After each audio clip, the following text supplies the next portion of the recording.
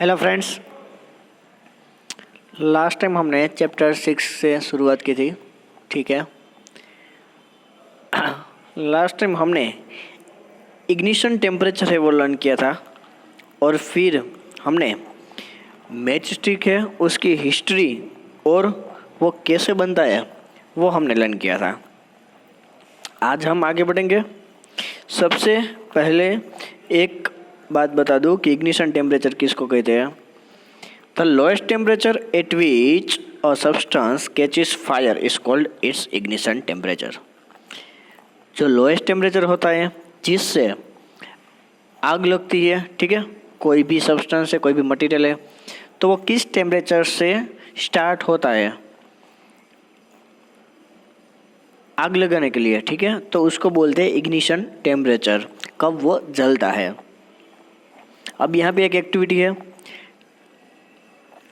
क्या है कि एक नीचे कैंडल रखी हुई है और दो कप रखे हुए हैं। फिर हमें उस दोनों कप को हमें जलाना है। जो एक कप हमें सिंपल उसमें कुछ भी नहीं रखना है सिर्फ हमें कागज़ का वो कप ही जलाना है और दूसरे में हमें क्या करना है कि उसमें हमें थोड़ा सा पानी डाल देना है, फिर उसको जलाना है। तो सबसे पहले क्या होगा कि जो खाली है वो पेपर कप इजी से जल जाएगा, ठीक है, और जो वाटर वाला है वो नहीं जलेगा। क्यों? क्योंकि उसमें पानी है। तो पानी हो तो क्या हुआ, पानी होगा तो इसलिए जब हम कैंडल से उसको हीट देते हैं तो जब तक वो हीट है वो वाटर के टेम्परेचर से इक्वल नहीं होती तब तक वो नहीं जलेगा, ठीक है, यानी वो बर्न नहीं होगा। तो इसलिए ये हमें ऑब्जर्व है वो करना है, ठीक है, कि ये नहीं बनेगा और वो बर्न होगा। अब तो फिर उसका क्या होता है कि जो हीट होती है, ठीक है, पेपर कप की जो हीट होती है वो वाटर के थ्रू ट्रांसफ़र हो जाती है, क्योंकि जो भी एनर्जी है अब वो वाटर की होगी। तो यानी वाटर की प्रेजेंस में वो अपना इग्निशन टेम्परेचर है वो वहाँ तक नहीं पहुँच सकता, इसलिए वो बर्न नहीं होगा। और याद रखिए कि अगर कोई, देखिए यहाँ पे मैं आपको बताता हूँ, this substance which have very low ignition temperature and can easily which can fire flame are called inflammable substance, ठीक है। तो इनफ्लेमेबल सब्सटेंस किसे कहते हैं? मान लीजिए कि हमने अभी कागज़ है वो उसको जलाया, ठीक है, उसको बर्न किया, तो वो हमारा हो गया इनफ्लेमेबल सब्सटेंस, क्योंकि वो इजी से फायर को कैच कर लेता है, ठीक है, और उसका टेम्परेचर है वो बहुत ही लो होता है, इग्निशन टेम्परेचर तो उसको बोलते हैं इनफ्लेमेबल सब्सटेंस।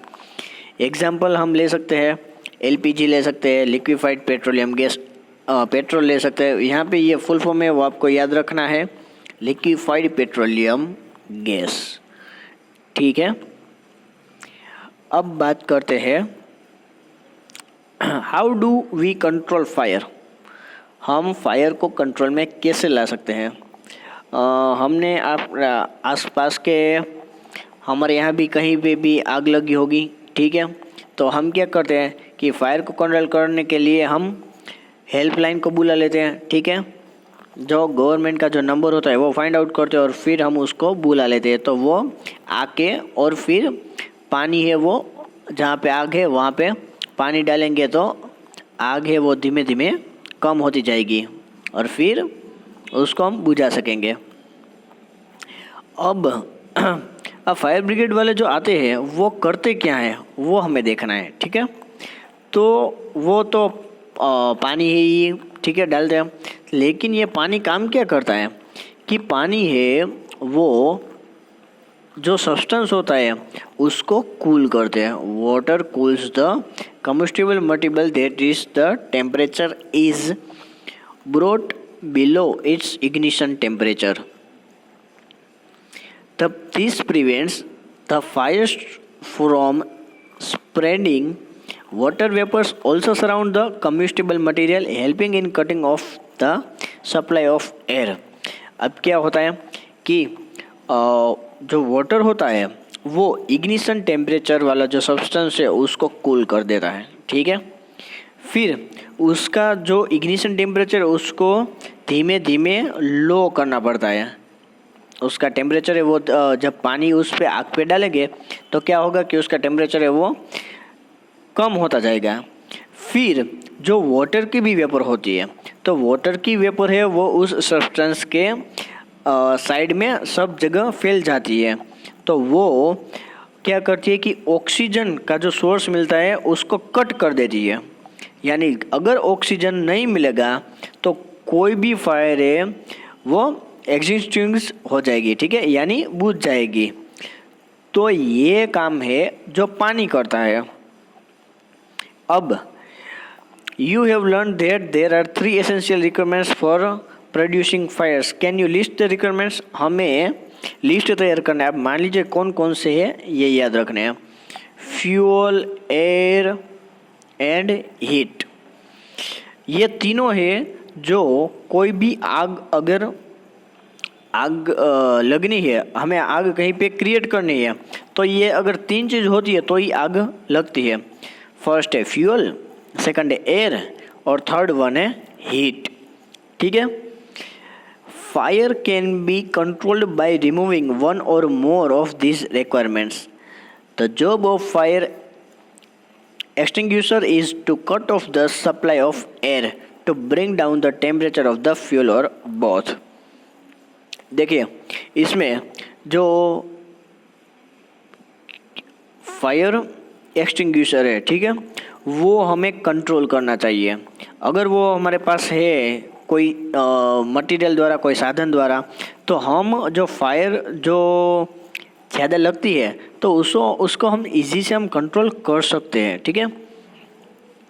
अब देखिए यहाँ पे हमें एक बड़ा सा क्वेश्चन है कि फायर एक्सटिंग्विशर के बारे में हमें कहा गया है, तो हमें ये लर्न करना है कि यहाँ पे क्या है। तो ये हमारा आईएमपी क्वेश्चन है, ठीक है। तो most common fire extinguisher is water. सबसे कॉमन क्या है? वाटर है, ठीक है, सबसे क्या है? वाटर है। But water works only when things like would and paper.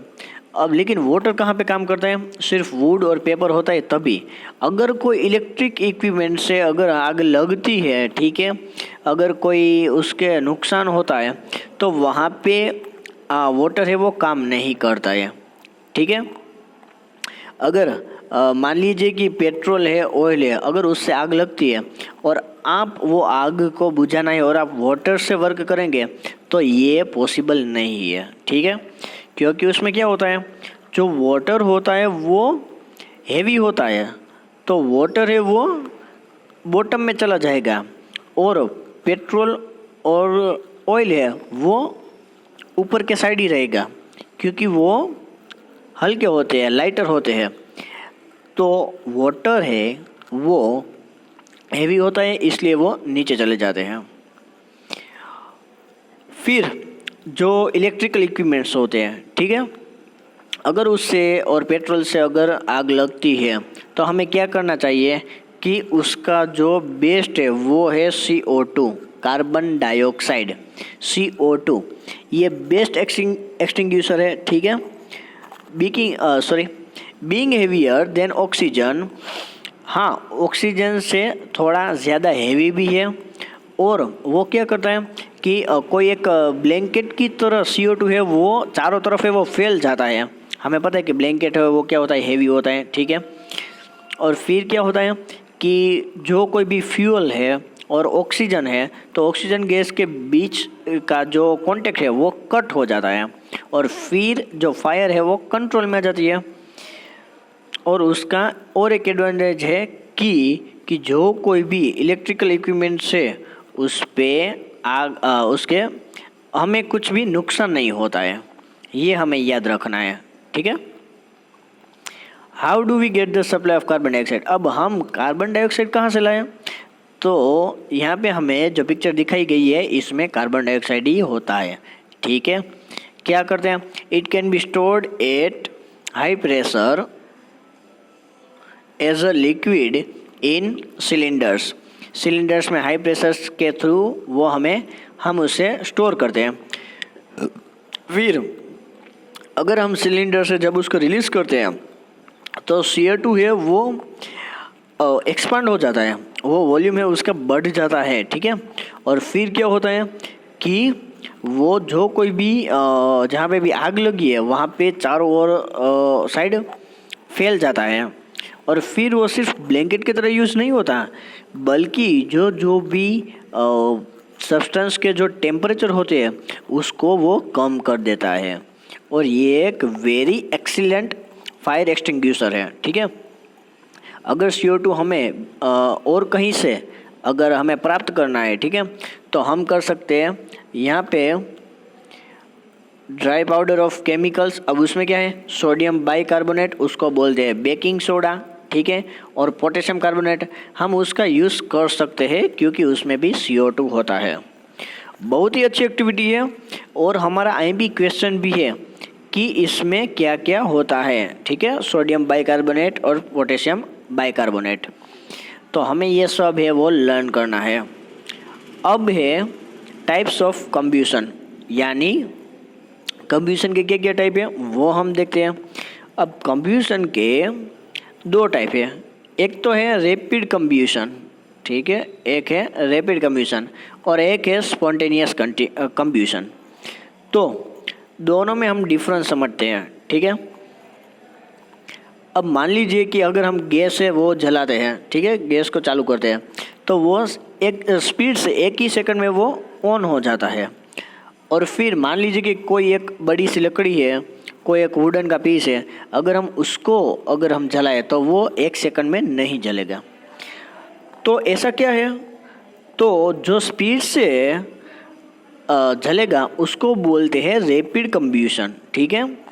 यहाँ पे लिखा है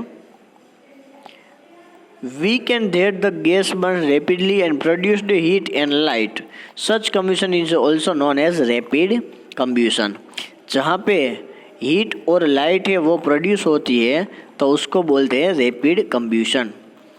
There are substances like phosphorus which burn in air at room temperature. Phosphorus एक ऐसा सब्सटेंस है कि अगर उसको रूम टेम्परेचर पे रखे तो भी वो जल जाता है, इसलिए उसको ध्यान से रखना चाहिए, ठीक है, केरोसिन में रखना चाहिए। The type of combustion in which a material suddenly burst into flames without the application of any apparent cause is called spontaneous combustion. अब मान लीजिए कि कोई भी मटेरियल है, ठीक है, तो वो अपने आप ही सडनली वो बर्न्स हो जाता है, अपने आप ही जल जाता है, तो जलने जाता है और फ्लेम्स में कन्वर्ट हो जाता है। तो ऐसे जो सब्सटेंस है कि वो सडनली बर्न हो जाते हैं तो उसको बोलते हैं स्पॉन्टेनियस कंब्यूशन। देखिए, स्पॉन्टेनियस में हमें कुछ नहीं करना है, हमें कुछ भी करना नहीं है, वो अपने आप है वो जलेगा, ठीक है, अपने आप बर्स्ट हो जाएगा फ्लेम में। Spontaneous combustion of coal dust has result in many distress fires in coal mines, spontaneous forest fire or something due to the heat. अब यहाँ पे देखते हैं, देखिए एक मैं आपको एग्जांपल दे रहा हूँ कि मान लीजिए कि अगर कोई कोल की क्या कहते हैं उसको, कोल की जो होती है, जो खान बोलते हैं, ठीक है, तो वहाँ पे क्या होता है कि कोल है वो अपने आप ही कहीं पे भी जल जाता है और कहीं पे भी आग है वो लग सकती है। मान लीजिए कि सनराइज है वो कहीं पे भी अगर गिरते हैं, ठीक है, कोई जंगल में, तो उसके द्वारा अगर कोई बिजली गिरती है तब भी ये हो सकता है। और मान लीजिए कि हम कहाँ पे पिकनिक पे गए और हम जंगल में क्या करते हैं, हम आग को जला के बैठते हैं, ठीक है, एंजॉय करते हैं। तो हम क्या होते हैं कि हम जहाँ फिर हम वहाँ से निकल जाते हैं तो हम जो आग है उसको हम पूरी तरह से बुझ के नहीं जाते हैं, तो उसके थ्रू भी आग लग सकती है। तो ये हमें ध्यान रखना चाहिए, ठीक है। अब मान लीजिए यहाँ पे जो फायरवर्क्स होते हैं, ठीक है, हम फेस्टिवल में फायरवर्क्स है वो जलाते हैं, तो क्या होता है कि जब हम क्रैकर्स को कोई भी जलाते हैं तो उसमें 3 चीज़ होती है, ये हमें याद रखनी है, हीट, लाइट और साउंड, ये तीनों चीज़ होती है तभी उसमें वो जो रिएक्शन है वो लिबरल हो जाती है और उस प्रोसेस को बोलते हैं एक्सप्लोजन। देखिए हम जो कोई भी फायरवर्क से